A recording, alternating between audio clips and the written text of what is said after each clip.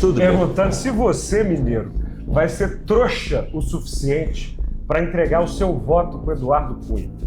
Não leva um ano se eu sentar na cadeira de governador para ter região metropolitana do Triângulo. Não leva.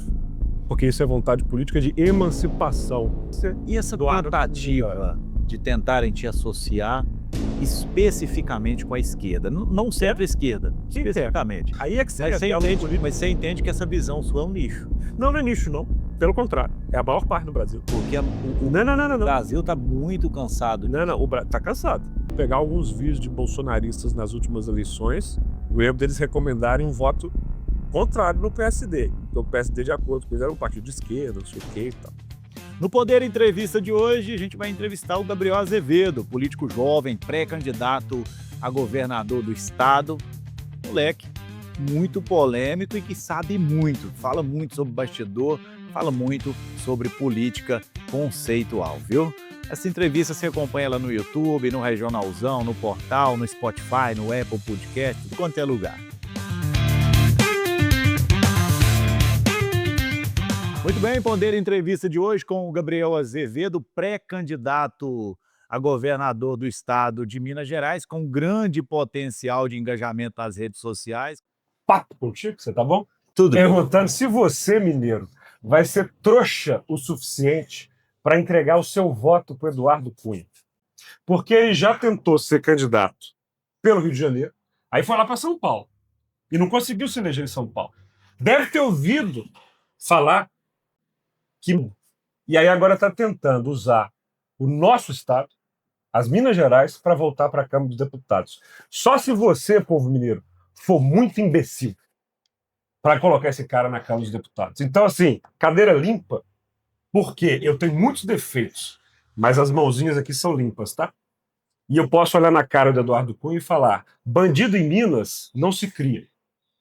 É isso. Fiz uma entrevista aqui com ele, uns 40 minutos de entrevista boa, e esse filho de Jesus falou que só entraria aqui se ele limpasse a Que cadeira. isso, cara? Então, tá explicado aqui para você, direito seu de falar Tá também. limpo? Se eu puxar o retrospecto dessa cadeira aí, você que é um cara crítico, não sei não, hein? Vamos lá, Me contrata. vou te contratar. Primeiro, joga o pano para Tá cá. bom, deixa o paninho aqui para ele lembrar. Ao longo da matéria eu vou balançar o paninho para você, sim. Então, beleza. Te lembrando, entendeu? Que o seu voto não é pano de prato, tá bom, meu amigo? Vamos lá. Gabriel, para começar a conversa, Vai. o que você tá fazendo em Uberlândia hoje? Cara, eu dou em Uberlândia porque essa é a segunda maior cidade de Minas Gerais. Eu tô no Triângulo Mineiro porque tem sangue do Triângulo aqui. A minha mãe, Maria do Carmo Souza, é nascida em Araguari. Eu tô aqui no Triângulo porque nós estamos falando de uma região de Minas que tem cerca de 10% da população e contribui com 20% do PIB. Eu tô aqui porque aqui é agro, porque aqui é indústria, porque aqui é comércio, porque aqui é uma região que não pode ver o processo decisório político de Minas Gerais ficar em Belo Horizonte. Estou aqui porque eu sou pré-candidato a governador de Minas Gerais e não apenas um cidadão que ama Belo Horizonte, que é da região metropolitana da capital, que não tem a dimensão da importância de um espaço como esse. É importante falar sobre isso, porque o que acontece? O sentimento do Triângulo Mineiro é de realmente estar deslocado, é de sermos o estado separado do resto de Minas Gerais, porque nós temos aqui a segunda maior cidade do estado, temos Uberaba também, temos um polo de desenvolvimento muito grande. E muitas vezes a gente é esquecido aqui e é abandonado. E a visão que eu tenho de você, e você é muito inteligente, quebrou isso no começo falando de Araguari, era que você era muito 100% BH, BH, BH. Eu sou. Eu não tenho como mentir sobre isso. Gente, desconfie de qualquer pessoa que não ama a própria cidade. Eu amo. Eu sou super Belo Horizontino, eu não tenho nem como esconder isso. Eu sou. Como eu tenho certeza que você conhece pessoas que são 100% Uberlândia. Não, eu sou uberlandino 100%. Por quê? Porque nasceram aqui, amam aqui. É porque só para você entender o contexto, existe o uberlandense, que é o nascido aqui, que eu conheço muito pouca gente que nasceu aqui. E existe o uberlandino, que é o cara que veio para cá e se apaixonou por aqui, e a gente consegue falar dos vantagens e benefícios de Uberlândia o dia inteiro. Eu mesmo adoro Uberlândia. O que existe são cidades. É. Minas Gerais é apaixonante no seu contexto, mas as pessoas vivem nos municípios. Existe o problema de Uberlândia, de Uberaba, de Araguari, de Frutal. Por quê? Tratar o triângulo como se fosse uma massa única é não conhecer o triângulo. E veja, vou te dar duas propostas, porque eu sou muito objetivo, que mostram como eu não quero falar mal desse governo, eu quero ser profundamente propositivo, apontando que não já deveria ter sido. Dois exemplos. Região metropolitana do Triângulo e Alto Paranaíba. Isso é uma lei a ser aprovada na Assembleia. Se este governo atual de fato valorizasse esta região, não no sentido de fazer esta região ir para o Palácio da Liberdade ou para o Palácio da Tiradentes o tempo inteiro, mas valorizar a localidade, aqui já tinha uma região metropolitana. Isso é fundamental. Isso muda o quê? Só para Muda as o pessoas seguinte, para as entenderem. pessoas entenderem, muito prazer, para além de Às vezes pode ser, a além de pessoa pode político, entender que é um título. para Não, há além um de título de religião. para além de político, eu tenho muito orgulho de ser professor, advogado, empresário, com uma pessoa que faz da política o meio. E uma das matérias que eu leciono é planejamento urbano. E tem duas legislações que qualquer político que ama a cidade tem que conhecer, que é o Estatuto das Cidades, mais antigo, e um mais recente, que é o Estatuto das Metrópoles, que permite com que áreas que já estão basicamente funcionando como se fosse uma cidade só, tenham mecanismos de facilitar a vida do povo. Exemplo prático, exemplo prático. Região metropolitana de Belo Horizonte. Uma das falhas deste governo. Já deveria ter um bilhete único. O cidadão que sai de Contagem e vai para Belo Horizonte, integra com Betim, Nova Lima, deveria passar um cartão só no ônibus com um funcionamento inteligente, porque as pessoas que dormem numa cidade e trabalham na outra já sentem que aquilo é uma coisa só. Uberaba, Uberlândia, Araguari, o entorno tem que funcionar com mobilidade urbana de uma maneira inteligente. Quando você tem uma região metropolitana, o aporte, a logística, o funcionamento, facilita a vida do cidadão que, na prática, já entende esses municípios como uma coisa só. Por que nós temos 8 anos de um Não, governo? mas aí o que você está falando, Hum, talvez seja uma das primeiras vezes que isso é citado aqui no Poder Entrevista, você está falando de solução de fato para o povo, você está falando de governabilidade, de por que as facilitação. pessoas estão na É política? porque não, é porque muitas vezes a gente está falando de pautas eleitoreiras. Ninguém está nem aí para isso. Mas é isso que você está falando, não tem nada de eleitoreiro, mas se a gente olhar para Uberlândia, imaginar que o povo de Monte Alegre de Minas trabalha aqui, Isso. que o povo de Araguari trabalha aqui, e que existe esse fluxo, esse circular de gente aí o tempo todo com cidades aqui ao redor, talvez não tanto em Uberaba, mas aqui nessas cidades mais próximas e nas cidades mais próximas de Uberaba, faz muito Eu sentido. sei o que está acontecendo nos ônibus em Berlim. Claro que eu sei. Claro. Olha, primeiro fator, então, e primeira proposta que eu faço de maneira muito sincera para vocês. Não leva um ano se eu sentar na cadeira de governador para ter a região metropolitana do Triângulo. Não leva. Porque isso é vontade política de emancipação. O que é emancipação? É você não concentrar poder. E eu não gosto. E a segunda coisa que nós temos que ter em Minas Gerais, uma unidade da federação que tem 10 regiões e 853 municípios. Já passou da hora de termos governadores regionais. O que é um governador regional? Uma cidade como Belo Horizonte e também Uberlândia, a segunda maior de Minas Gerais, qualquer prefeito vai ter administradores regionais. Vai ter uma regionalização. Ou seja, o Barreiro, que tem 300 habitantes em Belo Horizonte, tem um administrador regional. Como é que em Minas, prefeitos e vereadores têm que ficar pegando carro para ir, pelo amor de Deus, daqui até o palácio para alguém fazer uma foto com ele, ele voltar de mãos abanando? Ou então, às vezes, tudo tem que resolver em Belo Horizonte? Não. Vai ter o governador regional do Triângulo e é claro que a sede do governo regional do Triângulo Isso é em pode. Uberlândia. Isso Claro pode. que pode. É uma lei que você manda para a Assembleia nos primeiros dias de governo. Pois é, mas é uma outra coisa que não é eleitoreira. Não é eleitoreira, por quê? Porque eu faço política pensando em resolver problema e não em criar. Isso é muito diferente a partir do momento em que você ingressa para a vida pública, não porque você tem uma ambição de poder. Te dou um exemplo muito sincero. Terminou meu período de 2 mandatos de vereador. Meu mandato foi vereador em Belo Horizonte de 17 a 20, de 21 a 24, e depois fui presidente da Câmara por 2 anos. A minha vida seguiu. 6 universidades, 6 faculdades em que eu estava dando aula, meu bar funciona, trabalha ali, trabalha acolá, pega o ônibus, cuida da família. Tudo isso acontece de um jeito normal, porque eu não sou um profissional político. Eu faço a política por paixão. E a minha paixão na política é muito explícita. É resolver problema. E claro, em Minas hoje, no Brasil, as pessoas criam divisões para trazer disso votos. Quer ver uma divisão que não existe? A divisão entre campo e cidade. Porque o agro, porque a cidade é uma coisa só. Não existe cidade sem campo, não existe campo sem cidade. Vou te dar uma história. Onde é que era, de fato, o centro de transporte do Triângulo no passado, até os anos 50? Onde era com o entrocamento de mobilidade aqui? Na Bela Araguari, Na Bela Araguari. da minha mamãe. Por quê? Por causa da ferrovia. Da ferrovia. Você tem uma mudança para Uberlândia a partir do momento em que a rodovia, e aí é uma coisa que eu discordo um pouco do meu ídolo JK, na hora que a rodovia começa a ter mais participação. E o que eu quero fazer? Eu quero muito, eu trouxe aqui, depois eu vou te passar os dados todos, porque eu acho muito importante a gente mostrar como fazer. A gente precisa tirar do papel promessa que está aí. Promessa que está aí. Nós estamos falando de 235 quilômetros de ferrovia, 1,7 bilhão. Está autorizado. Este é um governo que tem como lema, que colocou Minas de volta nos trilhos e que diz que aqui o trem prospera, sem ter feito 1 centímetro de ferrovia. Eu nunca vi um slogan mais desassociado da realidade. E na hora em que a gente faz essa ferrovia, nós estamos integrando, portanto, o triângulo. E eu gostaria dela maior. Não só de lá até mas seguir para São Paulo.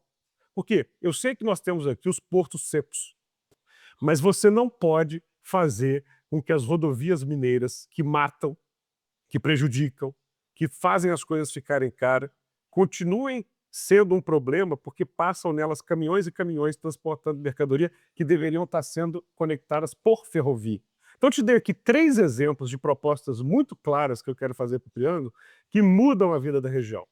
O governo regional, para não ser discurso essa coisa de que agora o Triângulo vai ter Região voz, metropolitana. tem que ter o governador regional do Triângulo, com sede em Uberlândia. Uberlândia é a capital do Triângulo. Todo respeito às demais cidades, mas nós estamos falando do maior município da região, do segundo maior de Minas. Primeira proposta. Segunda, a região metropolitana. E a terceira, colocar com toda a ênfase a construção de ferrovia. Porque eu não aceito a morte das nossas pessoas nas nossas estradas. Eu não aceito o encarecimento do custo dos produtos por causa da falta de estrutura. E mais, aqui vai ter um governador parceiro do agro. Eu sou um cara nascido em Belo Horizonte, criado em Belo Horizonte, e que entende completamente a importância E essa do agro. tentativa de tentarem te associar especificamente com a esquerda, não centro-esquerda, especificamente. A gente escuta, fala, não, ele não é de direita, porque muitas vezes, se você não for bolsonarista, você é de esquerda. Se Existe eu esse disser cenário. entrar numa sala, a gente pode fazer tipo, tem aquele vidro ali, sabe aqueles vidros espelhados? Ficamos nós dois atrás, e a gente coloca numa sala uma pessoa que seja muito apoiadora do Bolsonaro, Núcleo duro Bolsonaro, núcleo duro, e uma pessoa que seja assim, daquela esquerda. radical. E aí nós vamos fazer uma pergunta: o Gabriel é de esquerda ou de direita? É caótico isso. Mas nós vamos nos divertir demais.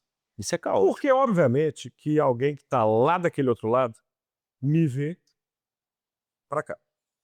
E alguém que está lá daquele outro lado me vê de cá. Até porque você não concorda com tudo e não discorda de tudo. Não, é porque eu, como a maior parte das pessoas, uso este elemento esférico que nós temos no pescoço para 2 coisas. Para pensar e para ser livre.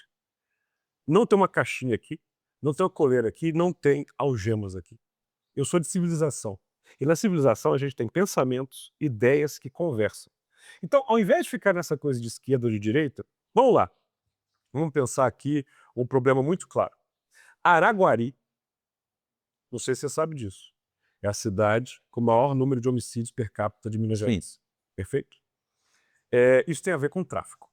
Claro. O legado deste governo é a completa incapacidade de lidar com as forças policiais. De um governador que mandou para a Assembleia um projeto que ele tinha assinado e depois ele veta. E nunca mais teve respeito da polícia. tráfico. Até porque você vetar politicamente, falando de ciência política, de fato, você vetar um projeto que você mesmo mandou é um negócio meio louco, não é? Mas, mais uma vez, ficar na crítica, quero ficar na proposta. Aham. Comigo, polícia é respeitado. Comigo, polícia é bem remunerado, eu sou filho de policial civil. Comigo, polícia enfrenta bandido, tendo o governador do lado da polícia. Se eu falar uma frase dessa aqui, que eu falo com maior franqueza, porque é o que eu acredito, eu posso ser taxado de alguém de direita, de alguém reacionário, de alguém que não gosta de ver o desenvolvimento social. Pera, criminalidade você combate com polícia bem equipada, respeitada e com inteligência, não como o que a gente está vendo em Minas, com as prefeituras tendo que arcar com os custos todos, seja de equipe, de combustível, de pneu. Inclusive tinha uma limitação de abastecimento da polícia civil e militar, isso aqui virou Você fato. veja, o governador, ele vai a El Salvador registrar um modelo de segurança que não faz sentido, porque nós estamos falando de uma ditadura, de um cara que simplesmente acabou com a possibilidade de disputas eleitorais, que moeu o judiciário, onde não há imprensa, não há Estado de defesa, perdão, de Estado democrático de direito. Não tem nada disso, ou seja, não tem nada que copiar. Agora, você pode ir para o Uruguai, pode ir para o Chile, você pode pensar modelos que funcionam para cá.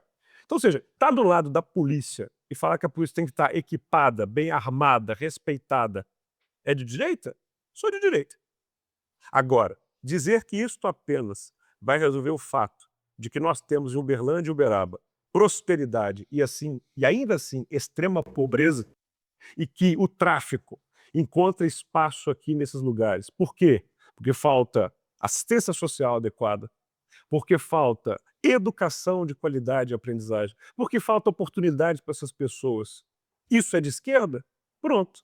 Agora, se quiser ficar discutindo rótulo, vá para a internet, fica postando seus vídeos, viva de cliques e compartilhadas. Eu quero melhorar a vida das pessoas e mostrar que política não é entretenimento. Até porque eu sou professor de Teoria Geral do Estado, Ciência Política, eu tenho uma biblioteca em casa que não é cenário. Eu leio, eu gosto muito de ler. Qualquer um desses, que me chama de esquerda, que me chama de direita, vem cá, você está falando isso baseado em que autor, em que livro? O prefeito de Me Uberlândia, ajuda. eu não sei se você... Entendeu? Isso não muda a vida de ninguém. Não muda a vida de ninguém. Entendeu? Assim, inflação não é de esquerda ou de direita. Bala perdida não é de esquerda. Buraco, estrada não é de esquerda ou de direita. Agora, eu sei que soluções podem sinalizar mais para a esquerda, podem sinalizar mais para a direita. Por quê? Porque este mundo que tem inúmeros países, do qual acabo de bater agora 100 visitados, estava na Austrália aprendendo políticas de mineração há alguns dias atrás, tem bons exemplos de vários tipos de governos, e quem quer melhorar a vida das pessoas não pode ter o preconceito de conversar com ninguém e entender que a solução vale mais. Mas te cortei, você ia dizer. Não, eu me lembrei do prefeito de Uberlândia, Paulo Sérgio, que ele tem falado isso com uma frequência muito grande. Uhum. Não quero saber se é de esquerda ou é de direita, eu quero é solução para o povo. Sim.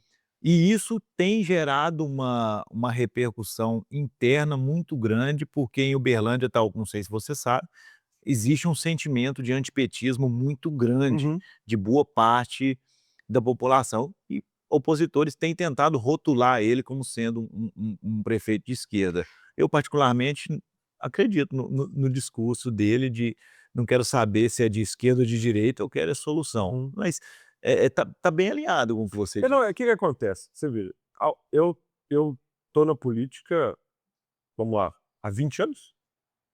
Não acredito em política como uma coisa nova, a política tem mais de 2 Claro, milênios. claro. Política é uma invenção de séculos. Eu tô há 20 anos. Eu ingresso na política afiliado ao PSDB, fazendo profunda oposição ao PT. E não escondo isso de ninguém. Profunda oposição ao PT. Nunca tratando o PT como inimigo, como gente que tem que ser morta, mas discordando do PT. Para mim, o melhor presidente da nova república chama-se Fernando Henrique Cardoso, um estadista, um grande homem público, que eu respeito demais. Agora, o fato de eu ser alguém que reconhece no Fernando Henrique aquele que eu considero meu presidente favorito, não me deixa pensar que não traçado histórico de quem pegar a história do Brasil de 1985, ou seja, passando pela eleição do Tancredo, Sarney, Collor, Itamar, Henrique, Lula, não vai entender que do plano real, quando o Itamar era presidente, o ministro Fernando Henrique está ali com ele, os 8 anos do Lula, um processo contínuo de evolução que trata de estabilidade econômica, desenvolvimento social e vantagens. Portanto, eu não tenho problema em reconhecer no meu adversário qualidades, do mesmo jeito que eu não tenho problema em apontar nos meus aliados defeitos. Isso é fazer política pensando em quem está lá na ponta.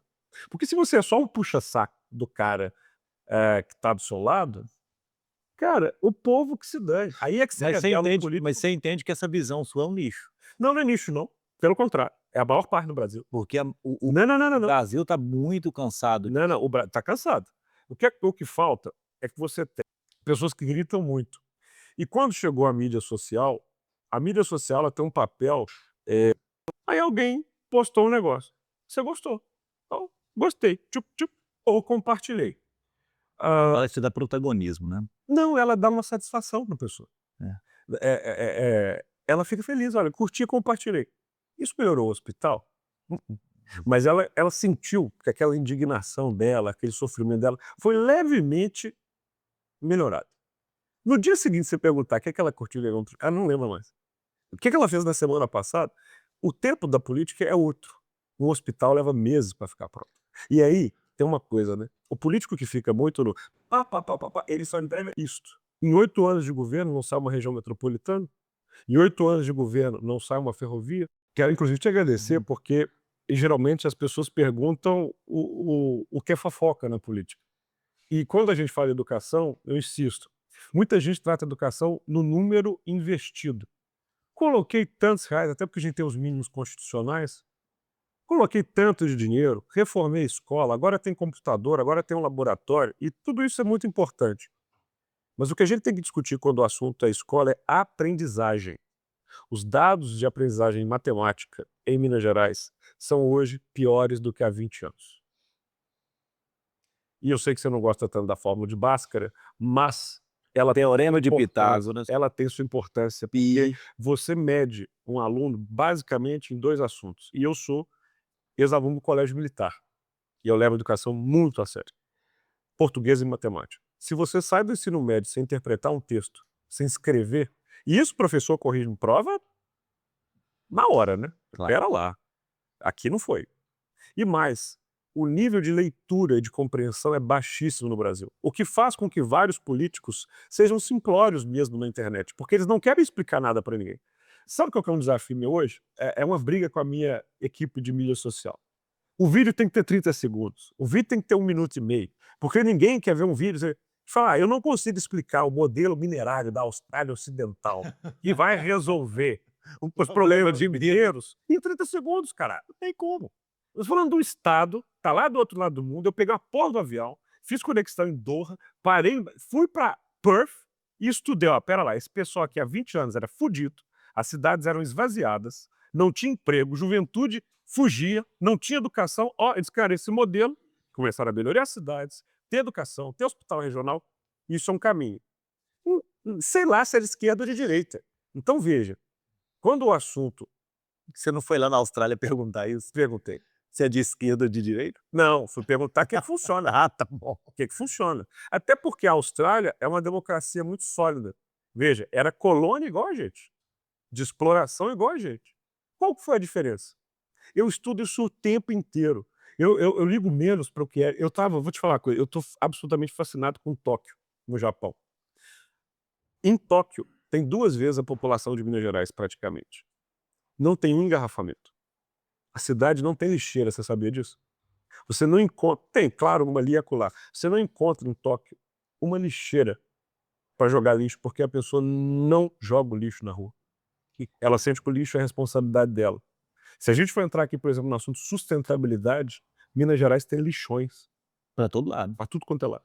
A política de resíduos em Minas Gerais é uma vergonha. A política hídrica em Minas Gerais é uma vergonha. O Triângulo, por exemplo, é cerrado. Nós podemos ter um avanço enorme para agro nesse tipo de localidade se a gente pensar como nós estamos cercados aqui no narizinho de Minas por 2 rios. Certo. Correto? Como é que a gente tem seca na plantação? A Austrália, coitado, ela não tem a matriz energética limpa que a gente tem, não tem o recurso hídrico que a gente tem, que está na nossa frente. O Japão é uma ilha, um pedregulho, não tem a capacidade territorial que a gente tem. Sacode pra caramba. Cara, então assim, eu me preocupo muito menos com essas bobagens que alimentam a mídia social e muito mais com o resultado. Eu sei que é difícil, mas se fosse fácil, chamava pudim. Eu queria te perguntar agora um pouco de política, Não? trazendo para a política, saindo um pouco do conceitual. Eu entrevistei aqui já várias personalidades, na última semana eu entrevistei o Marcelo Aro, Uhum. entendeu? E parece que da semana passada para cá deu uma mudada no cenário, onde talvez ele poderia até ser um candidato a governo do estado e Uhum. tal. Como é que você está enxergando esse imbróglio da direita, digamos assim, dentro do estado? Olha, eu convivi com esses 2 personagens muito. O Matheus Simões foi o meu colega vereador. Em 2016, nós 2 disputamos eleição. Foi a segunda dele e a primeira minha. 2 anos antes, ele foi candidato a deputado estadual e perdeu. Na eleição de 16, ele teve cerca de 5.000 votos, eu tive cerca de 10.000 votos, e nós somos colegas vereadores. Ambos com a promessa de permanecermos o mandato na íntegra. Quando foi 2020, o Matheus me convidou, porque ele ia ser candidato a prefeito pelo Novo, BH. em Belo Horizonte. E ele me convidou, me lembro desse café como se fosse hoje, para eu ajudá-lo a coordenar a campanha dele. Uma semana depois, ele abandonou esse plano de ser candidato a prefeito de Belo Horizonte e foi socorrer o governo Zema, que vivenciou uma grande crise por conta da segurança pública. Então ele abandona o mandato, se transforma em secretário e permanece, portanto, ao longo do governo, e na reeleição ele constrói a sua candidatura a vice-governador, Perfeito. que por um tempo o Marcelo Aro almejou. Eu me lembro de ter uma conversa com o Marcelo, na última vez que ele foi candidato a senador, na minha cozinha. Estávamos eu, ele, a Nelly, todo mundo sabe, nós já dialogamos bastante. E eu disse para ele, olha, falei, olha, eu tenho uma opinião muito clara para você. Primeiro que você não vai ser vice-governador nunca. Eles não confiam em você para esse cargo. Segundo, eu sinto que você vai tentar ser candidato ao Senado, mas quem vai vencer é o Cleitinho. Que é isso? O Cleitinho nem vai ser candidato. Não vai. Eu acho que ele vai ser candidato, eu acho que ele vai ganhar. E o Cleitinho tinha ido na minha cozinha, na minha cozinha, comer uma pizza comigo, dias antes. Essa é uma característica que eu disse assim, eu tenho uma cozinha. Tava lá o Cleitinho, tava lá o Marcelo, foi pessoal do PT, foi pessoal do PL, Bruno Engel já sentou lá, Pedro Patrulha sentou lá. Tá faltando muito isso em Minas, tá? Enquanto a gente briga aqui, a gente, Falta ó, conversar. eu vou te falar, o mineiro brigando com o mineiro é uma bobagem. Porque enquanto isso, tem um Brasil disputando recursos. O Nordeste, cara, é um exemplo tão bacana. Eles podem até se estranhar ali quietinho. Para fora, é uma gente unida, É que garante o recurso, que garante a estratégia, que leva as coisas para lá. Então, bom, eu disse para ele, olha, eu acho que você não vai ganhar essa. Eu acho que você e o Alexandre Silveira vão se engalfinhar com todo o recurso, com toda coisa, mas há um sentimento de Brasil em 2018 que não passa com vocês dois. E olha que era uma cadeira só, né? Era uma cadeira só. Era uma eleição Não de um faltou voto só, né? recurso, não faltou apoio do Zema. O Zema fazia mais campanha para o Marcelo do que para si próprio. O Zema teve 60%, o Marcelo teve cerca de 20%, o Alexandre um pouco mais, 35%, e o Cleitinho 40%. Porque o Alexandre era o candidato É. único da esquerda, né? Então veja, essa trajetória do Matheus até ele querer agora construir a sua candidatura. Ele sai do Novo, o que gera muitos problemas internos lá dentro, e vai para o PSD. O PSD também é um partido moderado. Na eleição passada, eu vi muito bolsonarista fazendo campanha. O Kassab é uma Aliás, máquina de articulação. Aliás, sobre essa questão de esquerda e de direita, se pegar alguns vídeos de bolsonaristas nas últimas eleições, eu lembro deles recomendarem um voto contrário no PSD. Então o PSD, de acordo com eles, era um partido de esquerda, não sei o que e tal. Bom, tá aí o Matheus, e eu desejo ao Matheus boa sorte, um bom debate. Ele frequenta a minha cozinha, eu frequentei a cozinha dele, eu o respeito e eu sei que ele me respeita, e da minha parte vai ser debate de alto nível, sem ataque pessoal, na base da proposta dos dados. Vá com Deus. Em relação ao Aro, eu acredito verdadeiramente que ele está muito focado na campanha de senador. Nós estamos numa fase de especulação. E o que eu acho é que todo partido tem que colocar o seu candidato para jogo, mostrar para o eleitor qual que é a sua proposta para Minas e pedir o voto. O que eu estou fazendo? E não me preocupo muito, sabe? Eu falo de coração. Você brincou, você falou, né? Passei o pano aqui para o Eduardo Cunha e para o Marcelo Aro. O Marcelo Aro, eu diria muito obrigado. Todo mundo sabe, é público e notório, que ele movimentou durante um período um processo para acabar com meus direitos políticos, para me caçar por 2 vezes na Câmara Municipal. E tudo que eu tenho a dizer para ele é muito obrigado. Ao tentar me aniquilar, ele fez de mim uma pessoa muito melhor. Sobretudo porque quando você passa por essas situações, você reconhece profundamente que você tem defeitos, que você pode se aprimorar. E de lá para cá, eu sinto que eu melhorei muito dos defeitos que eu tinha, e estou longe de ser perfeito. Essa é uma eleição em que os defeitos têm que ficar muito à mostra de todo mundo, sabe? Então, eu não faço política com rancor, não faço política com ódio, não. Faço política com alegria, com diversão, com bom humor e com a capacidade de querer entender qual é o problema e qual que é a solução. Isso é a minha obsessão. Meu querido, muito obrigado Que é por isso. esse bate-papo. Muito bem. Agradecer a audiência de todo mundo que acompanhou a gente até aqui. Esse é o Poder Entrevista.